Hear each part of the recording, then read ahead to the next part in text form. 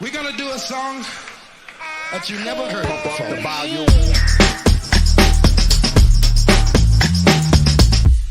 Here they come and get wicked.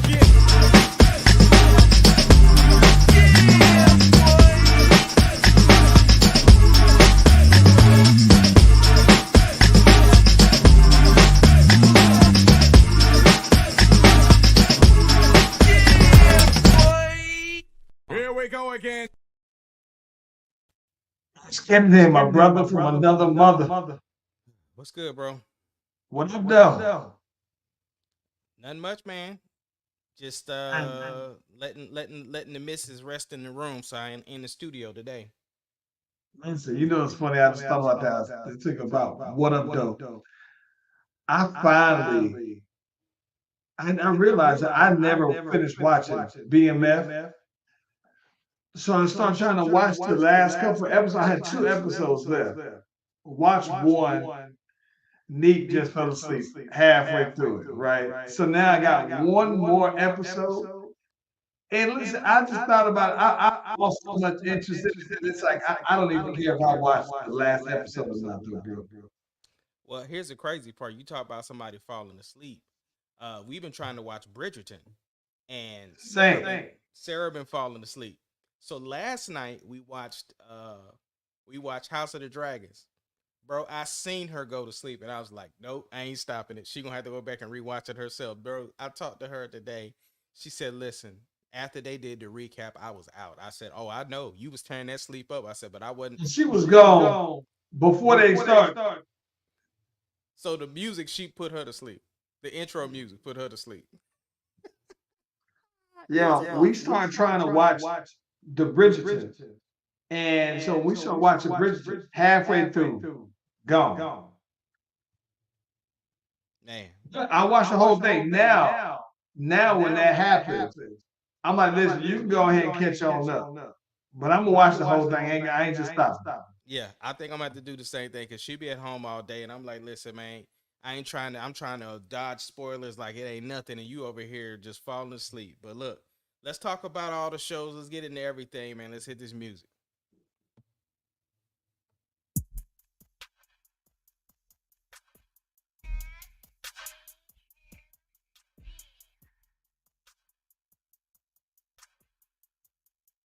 Doesn't matter what your name is.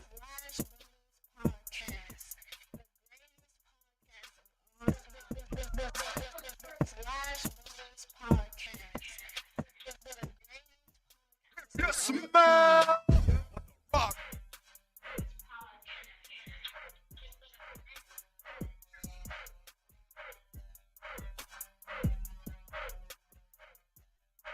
Doesn't matter what your name is.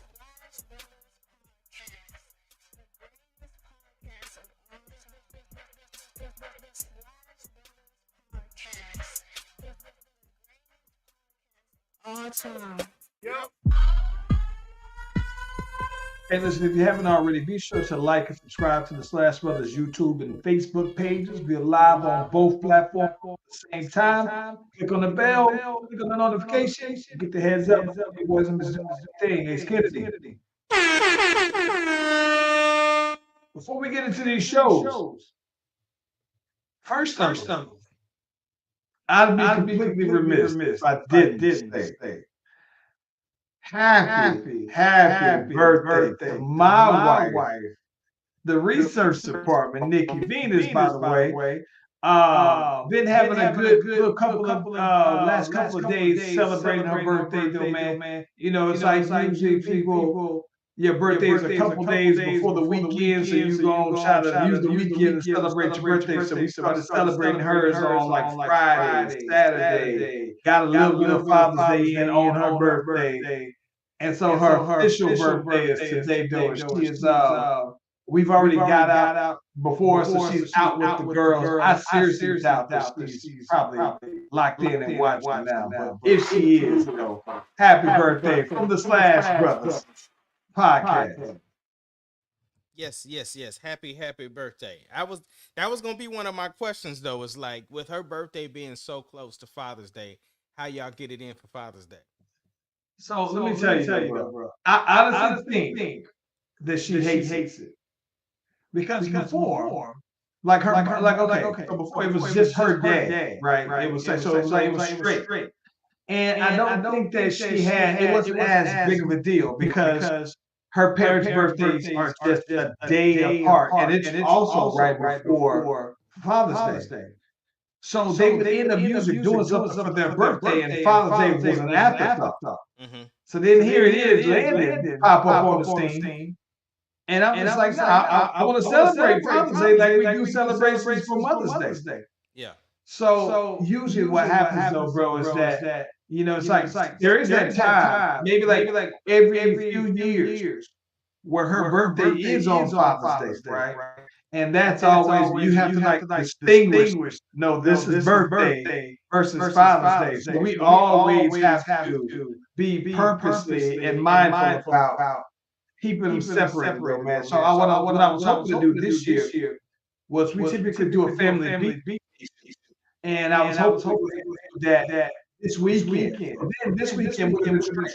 It would have been like a her birthday weekend, Father's Day weekend. We would have been in the state through her birthday, and then did something like that. But it didn't work out. So yeah, no, it's crazy, bro. Because like I said, that June, it's like Christmas, though, man. And so Father's Day, it's almost like a footnote within the weekend, given all their birthdays. Though. But I try to be purposeful with insert. You doing something. So, what you do for Father's Day? I actually went to go see Bad Boys for Father's Day. And then the other thing, before we get into that, I was gonna say also within the weekend, most people or most cities celebrate Juneteenth the weekend kind of before the 19th if it doesn't happen to fall on the 19th. So there was a bunch of different little Juneteenth celebrations and stuff out here. But yeah, and this year didn't perform, which was cool. For one, it was hot. Two, with all the stuff going on with Sarah, it was just nice to not have to worry about getting out there or whatever like that. Layla performed out there though, so that was dope. I know Carly went out there for just a whole minute. She was like, "Nah, it's too hot. I had to fall back." So, yeah, it was cool though. Father's Day, yeah, went to go watch Bad Boys, which you know, uh, we both have some definitely have some mixed reviews on that.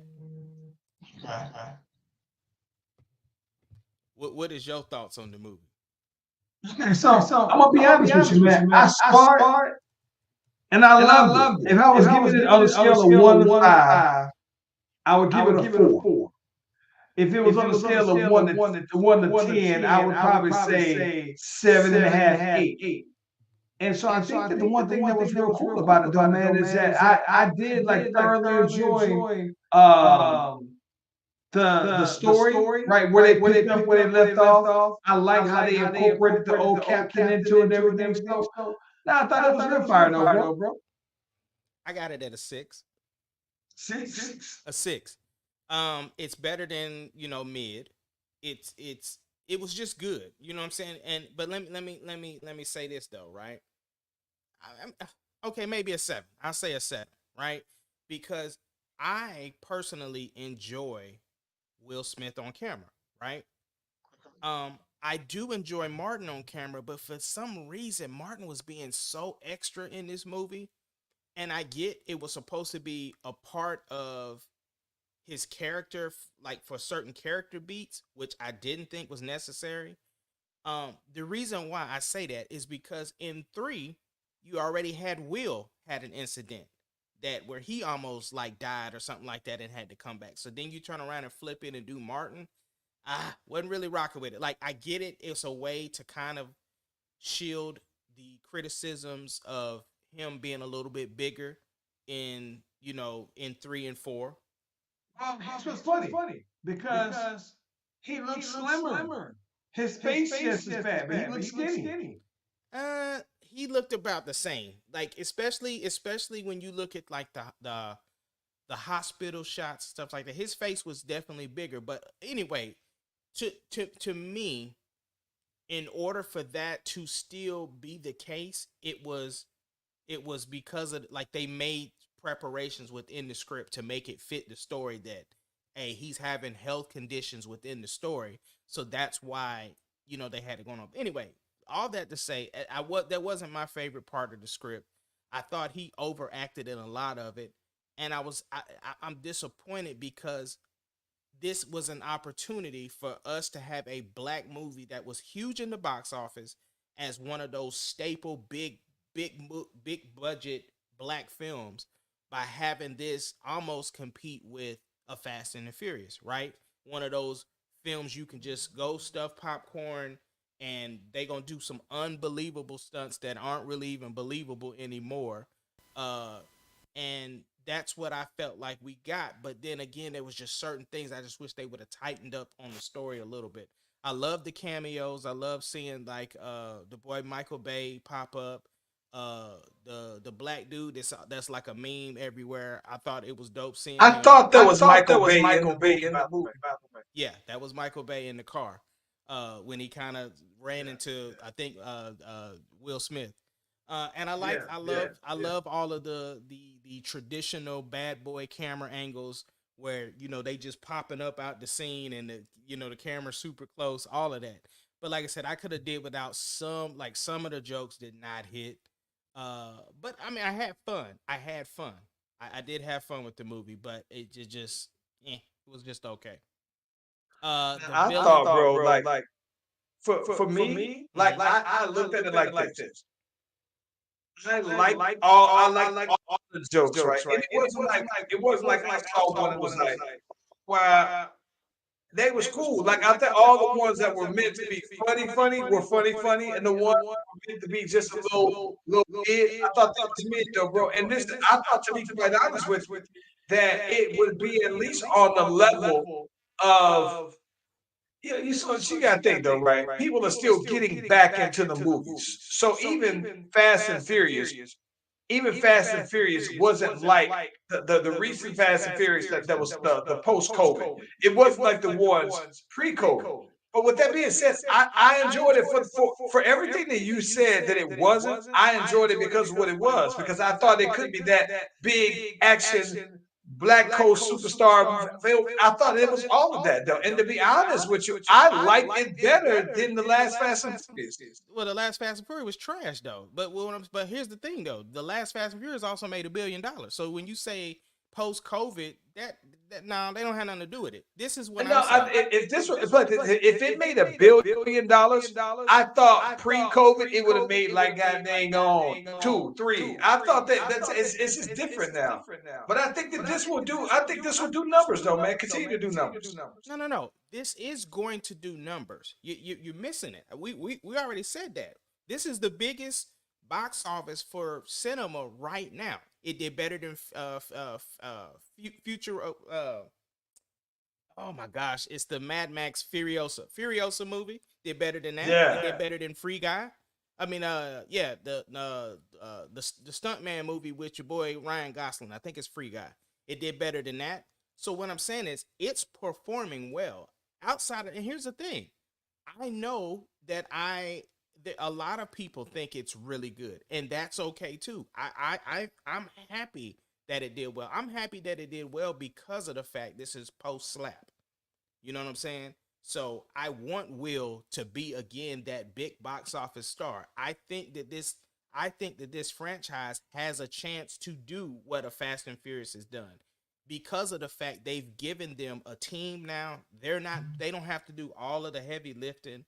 They have great chemistry. I just don't think some of the things and of course, when I start seeing little bitty things, then I start picking apart things too. But that's how I do all movies. It wasn't just this movie. I rate this on the same scale I would with anything else.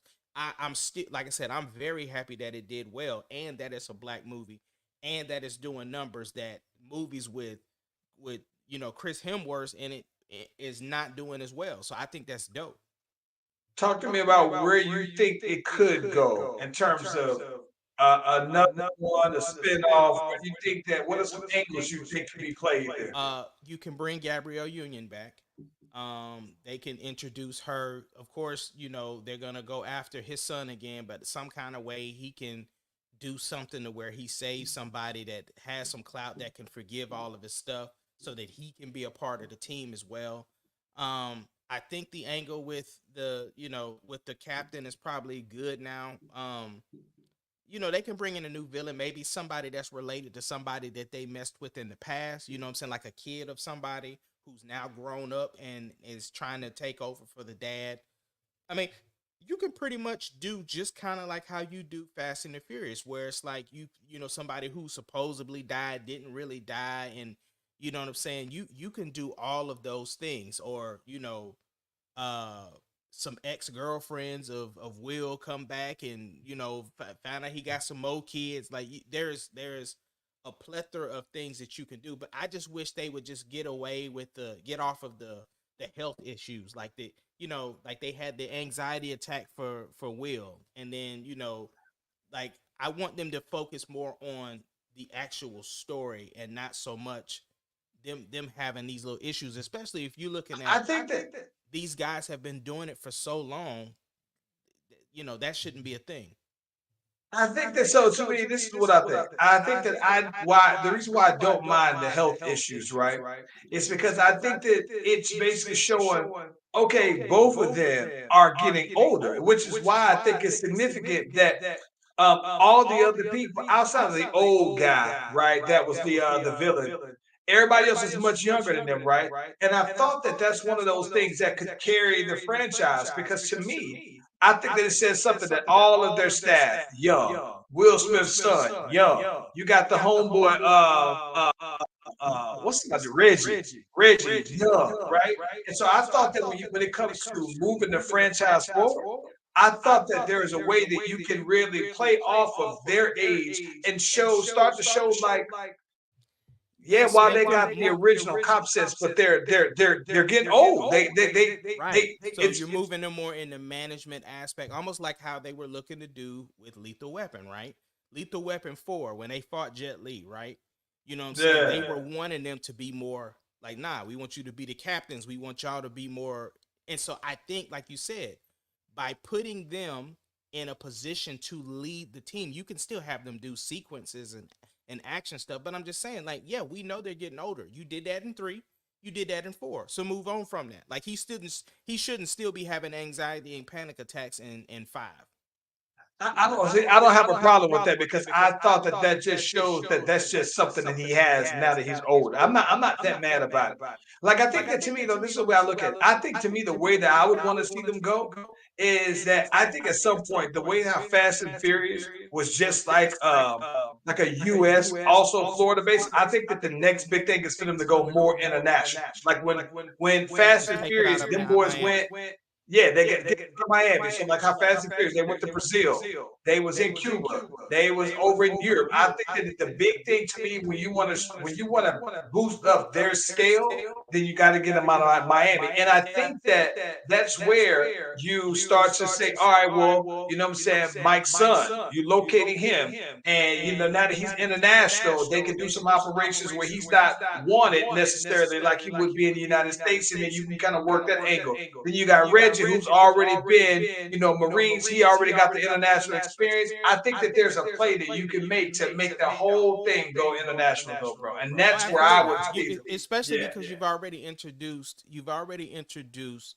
the feds, right? So it's almost like how with Rush Hour, right, where Chris Tucker worked for the LAPD, and then the feds wanted him to come be a part, so they had him a part of a mission. So I think all of that is on the table. But yeah, I mean we're on the same page. We just didn't agree on the rating of the movie. Let me tell you something that's crazy. Though. So off the movie, Oh no, no, no! after the Before we movie, get off the movie though, I gotta say, so you didn't brought his name up. We gotta talk about Reggie going ham, bruh. listen, bro. Reggie was out there looking like John Wick, bro. Reggie was looking the way they tried to make Tyreek look. Yeah, yeah. Well, And listen, by the way, we got to talk about that because listen, I was completely over the convenience of power when it comes to Tyreek, bro. yeah, Listen. We're gonna talk about it, but go ahead. But he went ham. He went ham. Yeah. He went so ham, bro, that scene at the end where he wanted to cook that chicken, bro, and he hit that little smirk at the end. That joke was hilarious, bro. It was fire. He And said, he said, "Hey, he's standing behind me, ain't he?" that to me was their equivalent of when they was like, "Oh yeah, I ain't fighting Jet Li. Oh, Lethal Weapon before. I ain't fighting that. We too old. Like that was that. We too old because we saw what he was doing. He cold with it. No, I thought that was like again good way to end the movie though, man. Great way. Yeah. So you trying to tell me you enjoyed the part where Martin was drinking that Kool-Aid? I loved it. I absolutely loved it. And you know the reason why? So what I liked about it is that so it reminded me of if you go back to Bad Boys 2 when they did the slow mo and he wound up popping the ecstasy pill. It popped out and he wound up so that's why the Skittles scene and then that was almost like a playback to that, man. So yeah. Now I did like the little callback when he like, "Oh, I can't die, and that big old alligator bit him. Yeah. I thought it was cold, bro. I like everybody. And now, the more I'm talking about it, the more you make me say, yeah, it's a solid 8. Not a 7.5, a solid 8 out of 10. So I liked the villain. I hate that he got killed off because, like, the way he got killed off, he was too hard to me for him to just die like that. Like, I just felt like, like, I wish he would have kind of got away, maybe even played the villain for the next one or, something. I don't know. I thought I liked that dude in general anyway. I'm going to tell you what I don't like. Okay, so what I don't like, the only thing I would have wanted to see more is the villain fight. That's what I'm talking about. Yeah, what I don't like is this. Here's what I don't like. I don't like in any movie a villain who's not like a super drug lord, right? Like Narcos, right? I don't like when the villain can't fight. Like part of in my psyche is that when you the boss, that means you can whip everybody. Or that you just got so much money that you ain't gotta whip everybody. You got people who can whip everybody. And I didn't think that outside of him, there was nobody else who just, or you can't whip it, right? But I don't like to see the villain not have hands, though, bro. Yeah, absolutely. I think we getting into all these shows, bro. You put me on. So I had started watching Tokyo Vice, right? And I had to stop because when I was watching it, I was cooking and I was like, oh, it's too much reading, which is a dope little segue coming off of Shogun. You know what I'm saying? Yeah. And so I was like, I got to get back into Tokyo Vice. The problem was I had already started watching the other show that you and I was watching together, the one with Iron Man. Sympathizer was great. The ending, trash. Great trash. Man, it had no connection whatsoever to the story. Like it's like they just completely just ran out of stuff to do. And once he finished telling his story, it just did not know how to end. So once I finished that, then I jumped back into Tokyo Vice. And what I love about that is because all of the head dudes can fight. You know what I'm saying? Yeah. I absolutely love Tokyo Vice. And it's like at some point if it's so old that they can't fight no more, you knew that they used to have them hands like that. That's what I like about that. Yeah, and of course, the Japanese culture is so big on respect anyway. It's like I don't even. Oh, are they Chinese or Japanese? They're Japanese. That's right. They are in Japan. I had to think about it. It had to click. Tokyo. Yeah, but the culture in itself, that because everybody has levels, like they had to put in work to get there. So I'm like on season 2 right now. But I'm thoroughly enjoying it. Season 2 turns up, bro. Like season 2 turns up. You don't have. Go ahead. No, go ahead. No, I'm just gonna say you don't have Apple because I was gonna ask you, do you watch Dark Matter, bro? Dark Matter is that series, bro. It's one. So I'm just gonna give you a brief synopsis of it. Dark Matter is about Joel Edgerton. He basically think about it's our world, right? But in another world, you are still you, but you might do something different. So like in this world, you're a rapper, right? But in a different world, you might be a singer. You know what I'm saying? And so one of the Joel Edgertons came into this other world and threw him into his world, and he stayed in that Joel Edgerton's world. And so he's like with his wife and stuff like that, but he's not familiar with everything. So he's like in his world, he's some engineer, right? But in this world, he's a teacher. So he's like going to work doing his thing, but he's got a kid, and like the kid ended up having a peanut allergy, but he gave him like some peanut ice cream and didn't know, so he was freaking out because he had had to do the whole atropine auto injector, the EpiPen or whatever. And same like he's treating his wife better, and she's like dang, why are you so different? It's like a whole thing. And so in the other world, like I said, he's this huge engineer, and everybody's like, yo, you designed this thing, and he's like, it's man, it's so freaky. But you would think there's other worlds with them in it. So there's like these doors that you open, that when you open the doors, you're in another one of the worlds, and in that world, you know what I'm saying, you might not be with the same person. Like the other person, you might hate that person in the world. So it's super crazy though, man. It's called Dark Matter. That junk goes so hard. Listen, I did pick back up on Tyreek. Yeah, I watched the first episode. I ain't watched the second one yet. Okay, so listen. I don't know what episode it is, so I don't want to tell you this part and then be a spoiler for you, though, right? Okay, this is the last thing I saw. I only saw the first episode. First episode, obviously, Monet was in the hospital. She was visited by her exes. You know what I'm saying? Tyreek made the deal with old girl, basically saying she had turned into John Wick, sent all the assassins after Tyreek, and they just magically are all on the campus looking for Tyreek. Okay, so you saw where when they got when they got their escape. And so Tyreek, this is when I laughed. I thought about you so much and laughed so hard because I told Nick about this.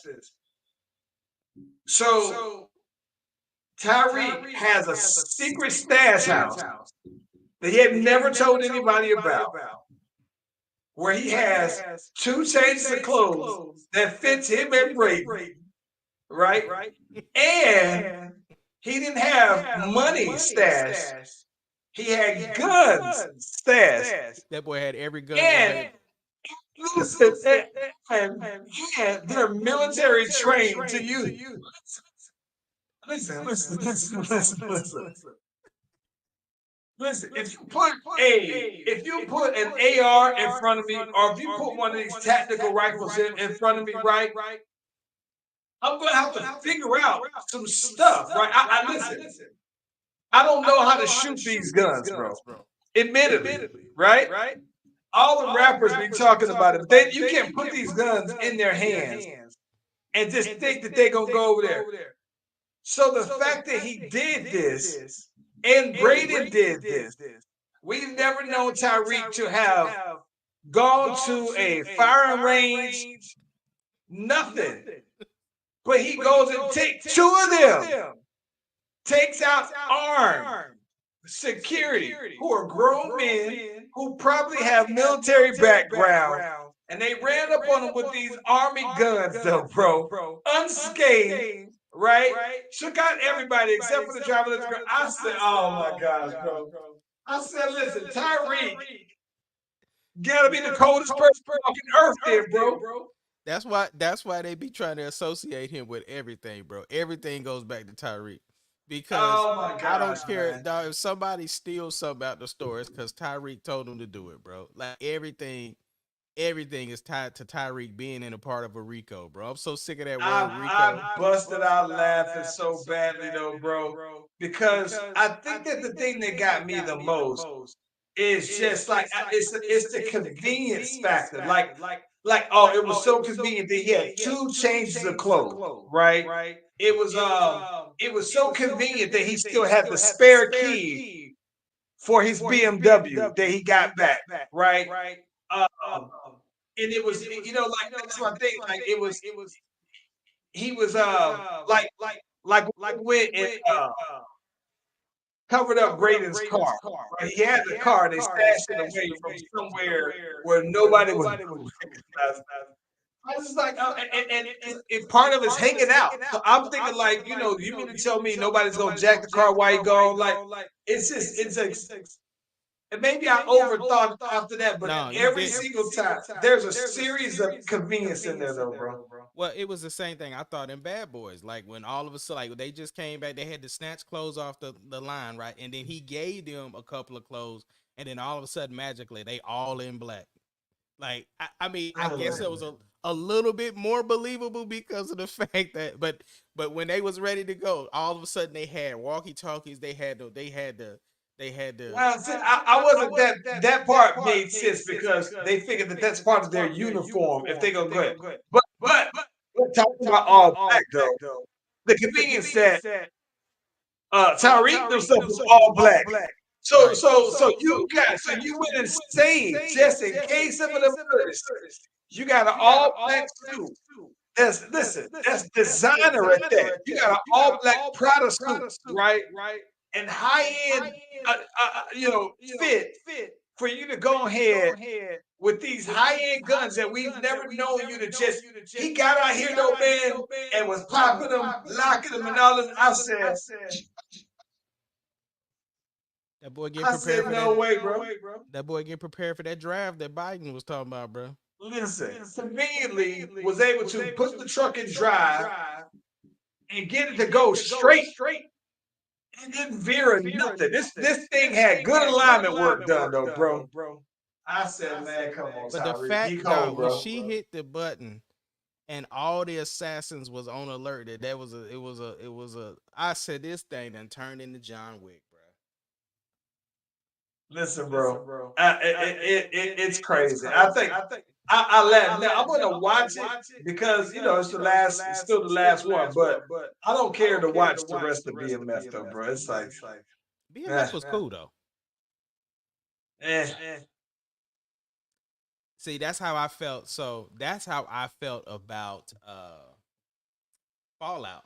Like I couldn't even make it through the first episode and was like, no, it ain't for me, bro. Now let me tell you what's funny. So after we went to go see Bad Boys, so we had stopped by Home Goods. Now for some reason I just didn't realize how excited I get about going to Home Goods until I realized one time when Neek had went without me, and it almost felt like she was cheating on me. Like you went without me, like you couldn't wait, you couldn't another. So now listen, we go in Home Goods. And so, mind you, for Father's Day, Nick fixed brunch, all my stuff that I like for brunch. But then did the something where she just slid me some money, right? Slid me some money, which is cool, whatever. But we go to Home Goods though, bro. And listen, Ace, I found this one chair they had. It felt like this chair was meant for me, bro. You talk about little things and how excited I was about this chair, bro. This is a folding chair, right? Like a lawn style chair, like you're traveling or whatever. And so listen, this chair was a little taller, so it wasn't the low seat, right? It was a fairly tall seat, like the director style seat.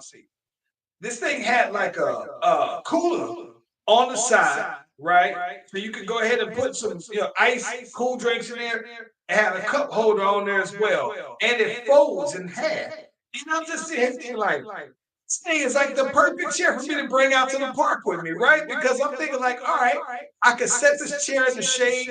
I could bring my ice in there, have the cold drinks. I could have my bottle here. It got like a little hook on there for me to put my back. This thing was amazing, right? Absolutely amazing.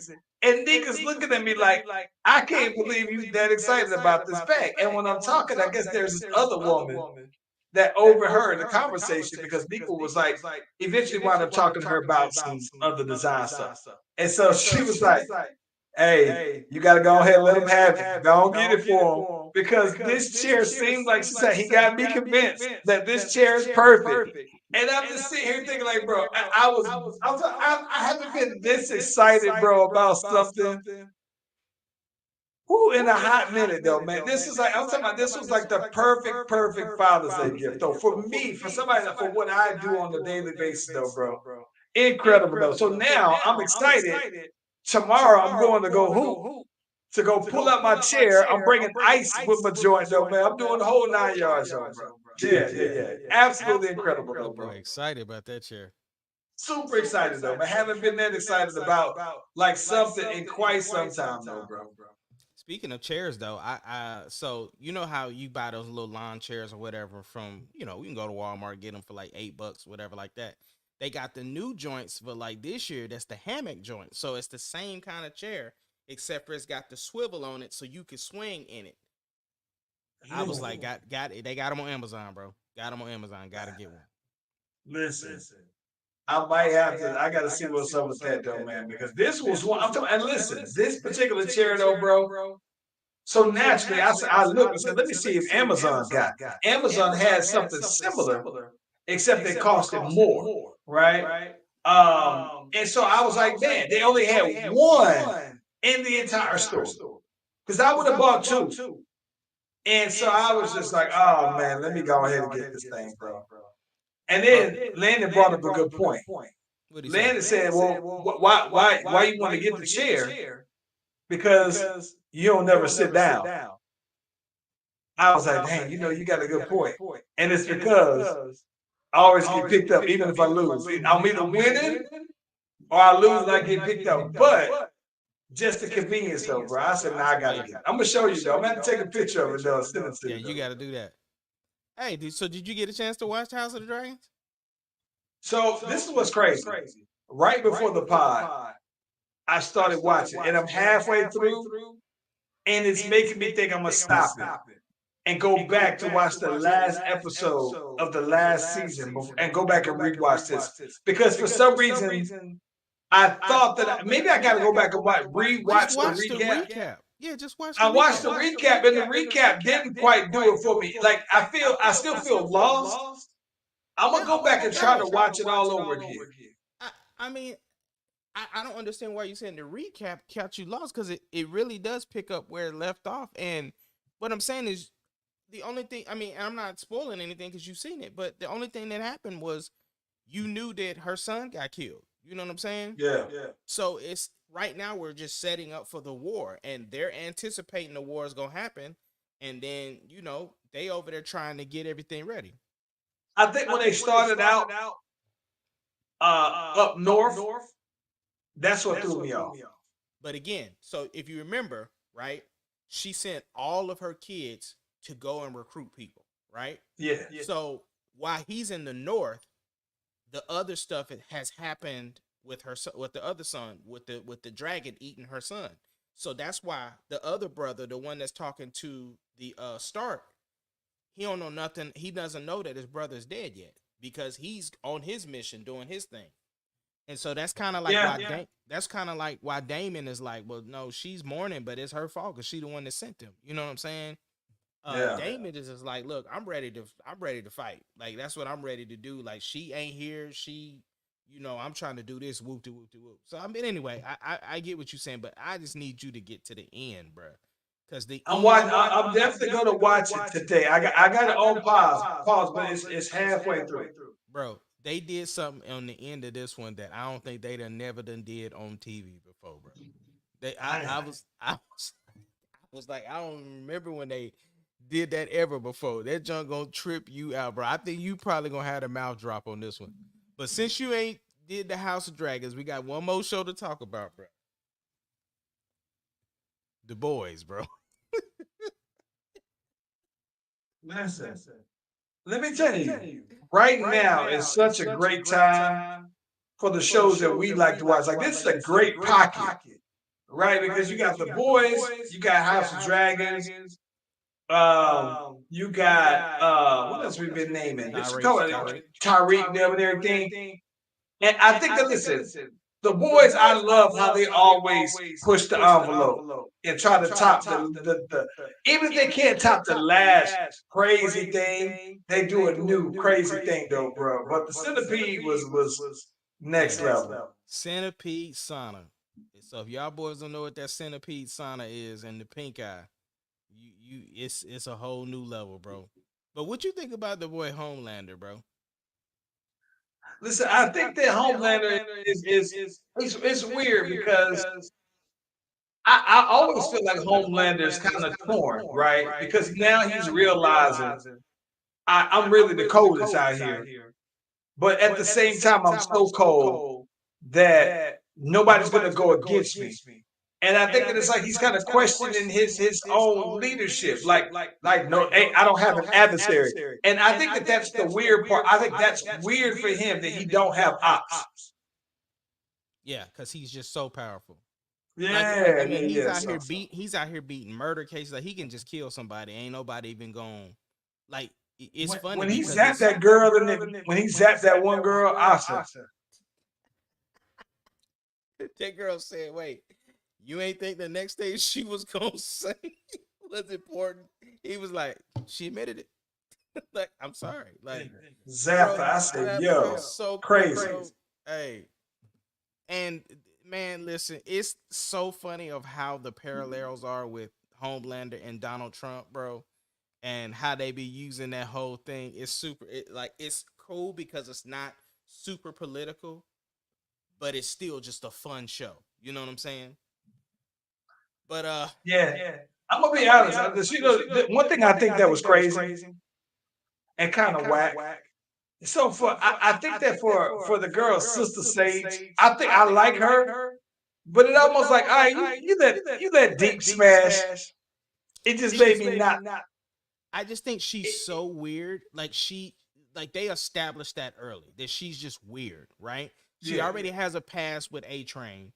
Black Noir is like she's so intellectually above everybody else. She can manipulate the Deep, right? Because it's an easily deniability, right? She can get her rocks, but at the same time, ain't nobody gonna ever believe that the Deep smashed.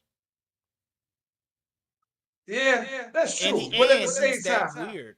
He's that weird because you remember in seasons 1 and 2, other women like to smash the Deep just because they like put his hands in his gills and all of that.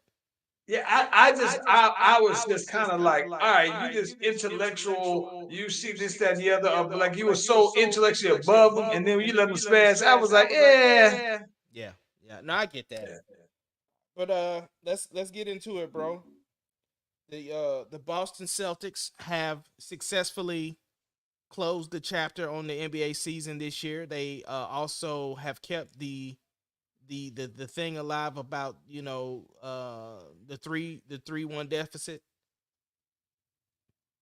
What you think about it? Is like was this a lackluster season because of how predictable the ending was? Like what do you think about this? So I'm gonna be honest with you, man. I think that the Celtics had the easiest route to a championship and capitalized. So listen, to their, not, I'm not gonna make it seem like it's a bad thing for them. They did what they were supposed to do in a season where all of the competition was fairly injured, right? So Miami, no Jimmy Butler, playing all the way through. Sorry.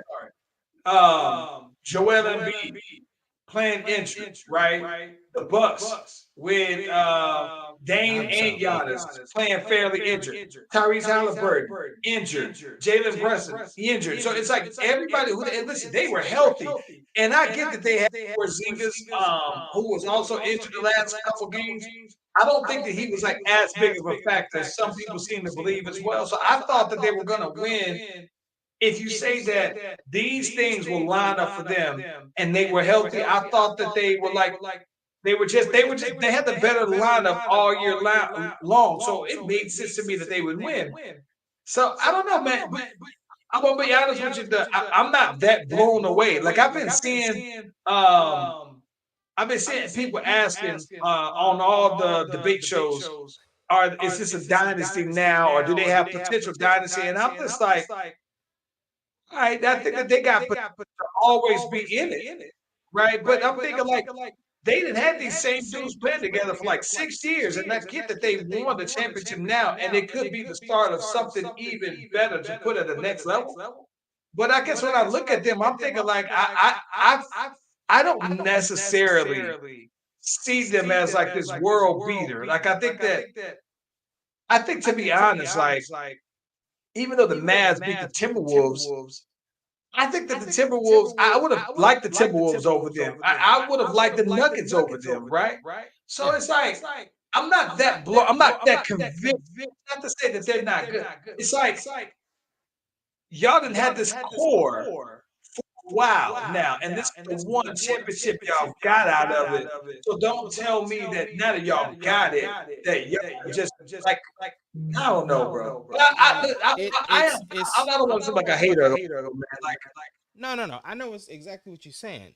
This is definitely a case of matchups, right? I do think that other teams from the Western Conference would have matched up differently against Boston. Eastern Conference was decimated with injuries. You know what I'm saying? And so I feel like that the Mavs always hurt themselves when it comes to Luka being their leader. And when you spend more time arguing about calls versus just playing, like, bruh, you put yourself in a hole. Like, there were several games that they could have won prior to game 5 that would have put them in a better position so they wouldn't have been down 3-1. So my thing is that Luka has got to do something about his attitude. Like I'm the one reason why I'm grateful that Dallas lost, because here's the thing. I wanted Kyrie to get another one outside of LeBron. But I didn't want Luka to get one. I didn't want Luka to get one because of my thing is like this, right?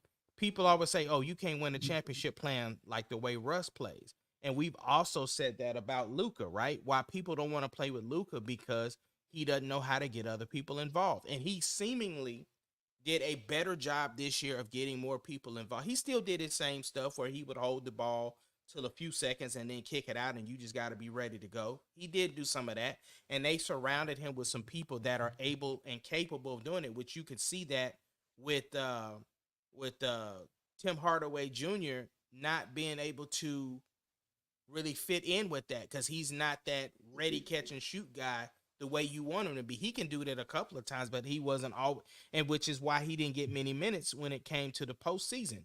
But at the same time, he spent a lot of time arguing with the refs, complaining about his injury. It's like, bro, you out here. So if you gonna play, play. If you gonna be injured, then sit out. Like, you doing a bunch of complaining around some stuff that ain't got nothing to do with basketball, and that's the problem. And so then now you're expecting Kyrie to turn up when Kyrie has already fell back and was like, look, the first half is you, second half is me. I'm always going to defer because this is your team, how you've talked about in the past. yeah, I think that the issue that I have with Luka, it's like, listen, if you go play that bad defense, you can't do that and average 24. You got to average 35. Right. And then outside of that, my problem with the complaining with the refs is that he does it and he usually stops playing to complain at the refs. Right. And meanwhile, his bandit kept on going. Easy layup, a wide open jump because his man dished out. Like, that's my main problem with Luka is just like it's the intangible stuff. And I thought that Brian Windhorst, who usually just seems like I don't know why I never particularly cared for him. He went in on Luka though, man, and I kind of understood everything that he was saying. And not that it's saying just because he agreed with what I was saying, but I think that it's just this the first time that I've heard somebody really call him out for it. Like, I've heard Skip Bayless say some things, but I thought that Brian Windhorst gave a very unbiased synopsis of what he saw from him, and I thought it was real cool though. But even aside from the match, I don't want that to take away anything from the Celtics, though, man. Like, I think that it is something when you have a homegrown team, and when I say homegrown, the core of your team is primarily homegrown. I think that there's something to be said, though, man. That's the reason why, like, I appreciate the Nuggets, right? That their main duo was homegrown, and you added around it. That's what I appreciated about the Thunder, right? And I appreciate that about the Timberwolves. So I think that having homegrown teams, I appreciate that though, man. So I like that for the Celtics, though, man. Yeah, and my thing when you said something about Kristaps Porzingis, I think that he was a factor this year. I just think that matchup wise, he wasn't necessarily needed for the Mavs series, right? But I do think he did make an impact when he came back, and it's unfortunate for the type of injury that he has. It's also unfortunate with him being so big and tall that you're gonna get these weird, odd injuries that like when they sent out the description of his injury, people was like, bro, you gotta have a dang medical degree and even to understand. They had to show diagrams basically to even show what it was. I don't even think nobody knows what that particular tendon is even called, bro. Like, you know what I'm saying? Like, they just basically called it like the seatbelt tendon that wasn't, holding. I was like, dang, son. But yeah, um, but no. I'm not taking anything away from Boston. I think they did a fantastic job on trades. Brad Stevenson. People had things to say when he left the coaching seat and went up to the front office and became like a general manager. But the fact that he brought in Porzingis, that he brought in your boy from the Bucks, which was definitely much needed. I think that they did an amazing job. I wonder what Marcus Smart is thinking though. Listen, I'm gonna be honest. Even though Mark Smart won Defensive Player of the Year when he was there, it was an upgrade though, bro. So it's like that's just like to me seeing your ex get married, and you look at that dude, you like, dang, she upgraded. Like it's one thing for you. It's one thing for you to move on, and you are the upgrade though. It's another to watch your ex upgrade over you though, bro. So yeah. So the rumors that the NBA's bid is still up for bid, and so you got TNT that's might be on the outs of having the NBA, which also means it directly affects inside the NBA with Chuck, Kenny, Ernie, Shaq, and cast that they bring in every once in a while to fill in. So Chuck basically said, "Listen, I wanted y'all to hear it from me first. Next season is it for me. I'm off of TV after that, bro.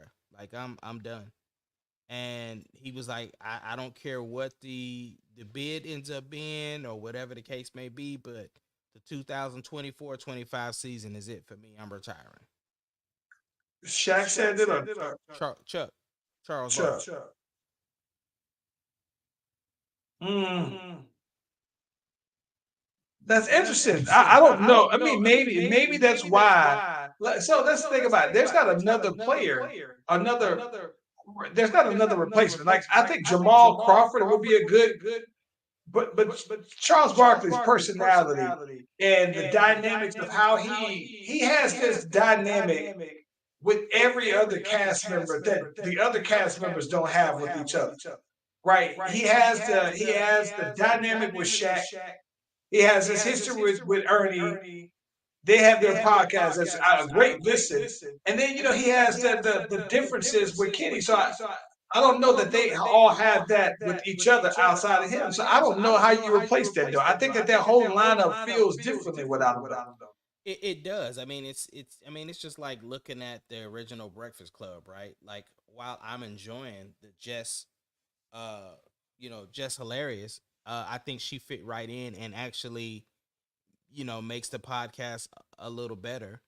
Uh, but I feel like until I see something else, I don't know. Like you said, that chemistry is gonna be the same. But I don't even know if we're gonna have that iteration showed up because I don't think TNT is gonna win the bid of the NBA.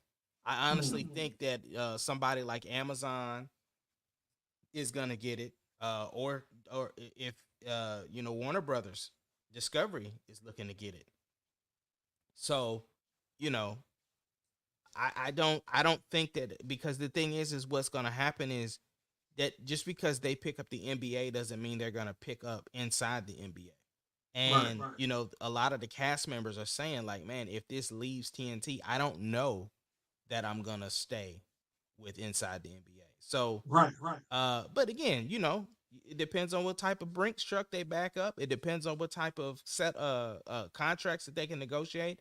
I think the reason why they like working with TNT is because they get to just be themselves, like literally be themselves. And I think that's what most people like about it, because it's not just talking X's and O's, because we can get that anywhere. We want them to do the gags, the jokes, and to bag on the players when they want to be. And you don't necessarily always take it as disrespect from them because they played. You know what I'm saying? So it's almost like coming from a place of love, because Shaq explains it all the time. Like, if I'm calling you out, it's because I think highly of what you're capable of doing.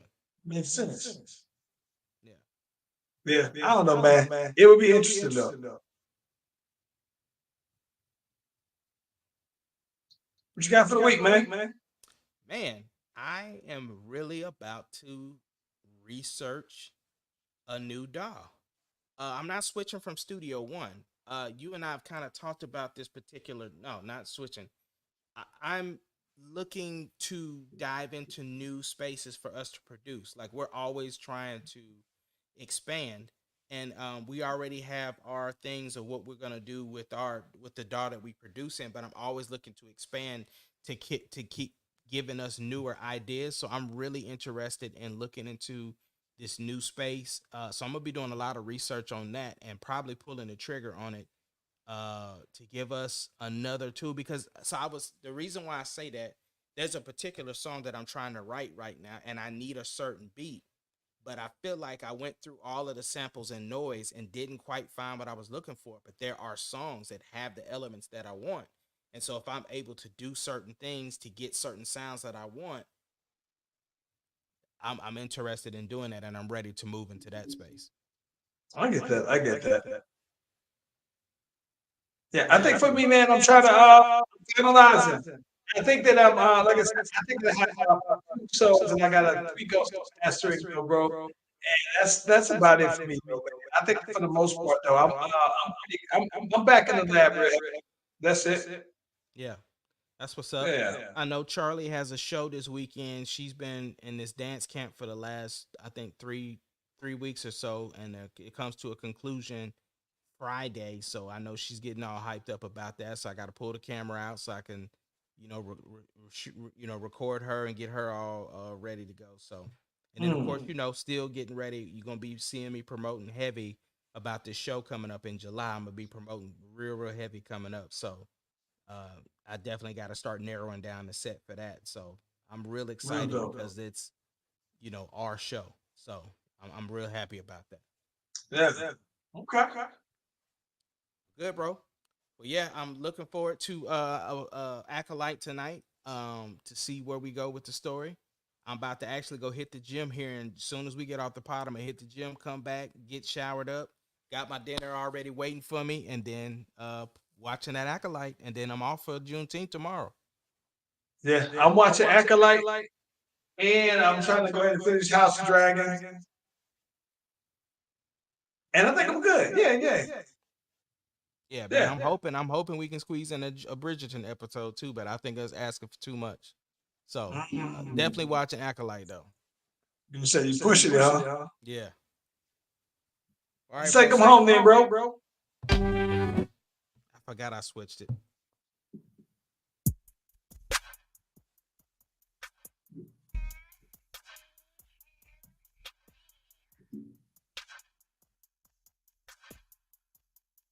Doesn't matter what your